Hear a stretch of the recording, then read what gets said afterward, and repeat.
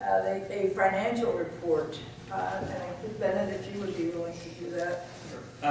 In your packets, the August financial was distributed, and I knew most of you were traveling, so I didn't email out, but I do have a hard copy of September, and then we'll obviously scan this in so it can be housed for transparency for the rest of the membership. I don't have copies for everybody, so I can see what I've got left.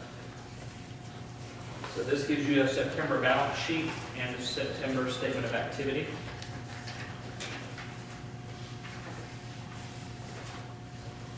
I'll let that come around if you want.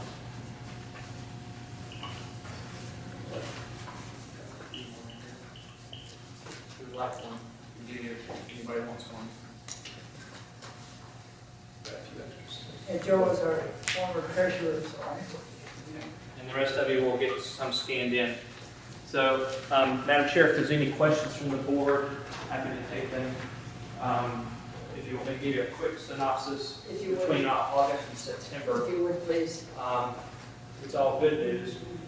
So, if we look at it from a general standpoint, year-to-date revenues, this is as of September 30th, revenues are $38,108.75 compared to expenses of $29,751.57. So our net income thus far for the fiscal year is $8,357.18.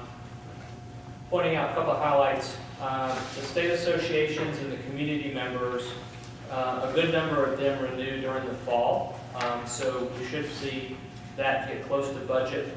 The good news is through the efforts of many of the people in this room, we're almost at budget for individual membership dues, which was budgeted at $30,000, and we're just a little bit over $27,000 in that membership category. So, knowing during this last couple of weeks we sent out about 400 invoices, we will definitely likely exceed the budget for individual membership.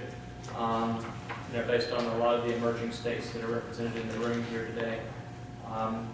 So we're in good shape. Our balance sheet, which is page 1, you have one major operating account, which is $48,993.83, and then you still have a restricted fund, which this board should talk about. There's that restricted fund was donated several years ago and has earmarked purposes in terms of operations in NACRA. So that's $11,406.95. We don't tap into that fund, and so it draws us a nominal amount of interest. So obviously we know the interest rates are not very strong. So, but it's also money market, so we're not losing anything either. So total assets are $60,478. One thing that you'll find that's on the balance sheet, those of you that are new to the board, this board talked about, from an accounting perspective, for our life membership, given effectively people obviously, pay one fee, is that we earmark basically 1/10 of that fee and realize it in this fiscal year and then going forward. So you'll find on the balance sheet you see a deferred revenue. That's revenue, if you will, for life members that have paid. And so you'll see that as you go through the course of time, that number will fluctuate as the operational income is realized in the statement of activity. From a financial perspective, things are very good. Expense-wise, after this meeting, I'm sure we'll have some additional reimbursements probably submitted for travel to this meeting.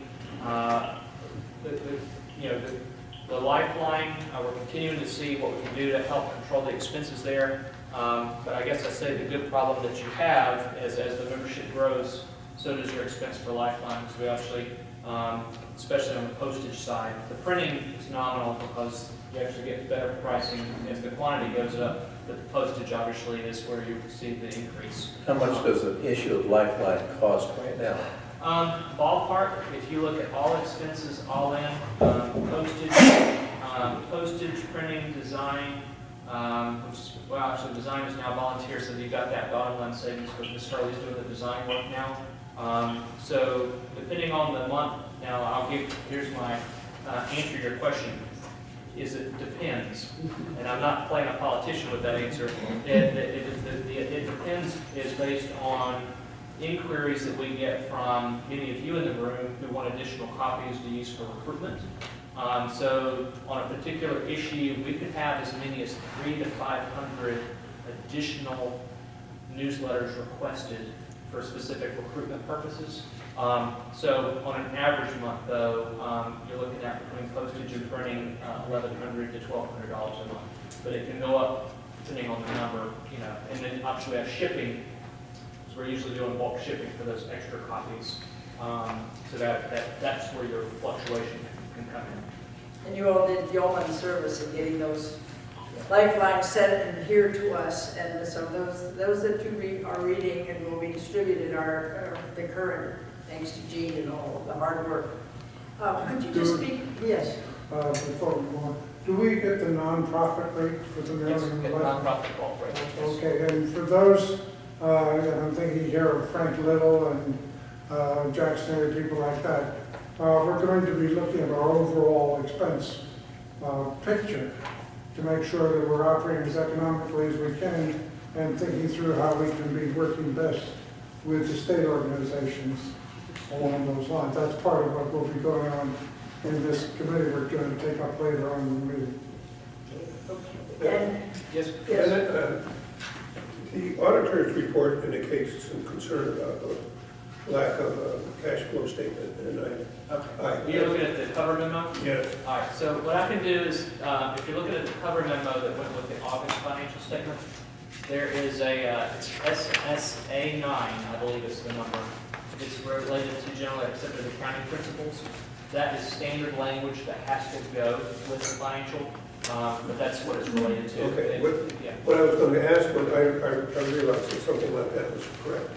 But what I was going to ask is, if you have any concerns about that, you would relate them to the board. No, effectively that language comes into play is we have a CPA firm that actually does the financial statement for NACRA through our firm. Thus, it's built into our service fee to you. So a CPA firm is actually preparing the financial. And so when you have a CPA firm that's actually doing it, that memo has to legally go with the financial itself. Yeah, but you have no concerns right now. No, That's what I wanted to hear. no. I'd appreciate if we find one, you'd alert the board to take action. Okay, could you just speak to, Sure. Does anybody else have any quick questions? I know it's just a receipt, but while you're here, if there's any questions, I'd have to. All right, so just interrelated for board members, when Mr. Walton was treasurer, we developed, or you developed as a board, a reimbursement policy. And so I'm submitting to you the reimbursement form, should you choose to use it, and the policy that goes along with it. save your receipts? And you do have, we have had directors, if you choose to do so, that can donate your expenses in kind. So that's an opportunity that you'll see that recognize. Contribution. Correct. And then we got a letter with a 501c3 receipt. Yes, you can get that at the end of the year showing the amounts that's donated, if you will. So we thought we'd just get those out to you right now.